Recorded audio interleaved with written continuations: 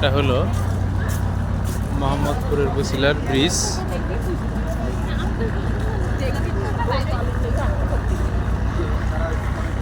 এটা হচ্ছে মোহাম্মদপুর বসিলার ব্রিজ। আর এই অবৈধভাবে যে নদীর পার দখল হয়ে গিয়েছিল সেটা সরকার দখলমুক্ত করে সাইড দিয়ে হাঁটার জন্য রোড করে দিয়েছে।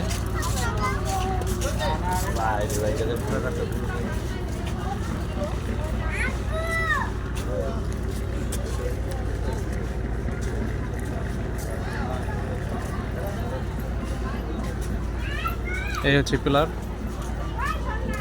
এভাবে নদীর সাইডে অনেক পিলার রয়েছে, দখলমুক্ত করে এই পিলারগুলো দিয়ে দিয়েছে সরকার।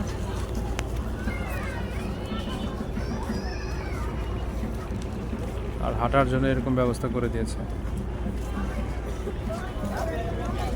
বুড়িগঙ্গা নদী ওদিকে চলে গেছে কামরাঙ্গীরচরের দিক দিয়ে, পোড়া রোডটি এভাবে ব্যবস্থা করে দিয়েছে।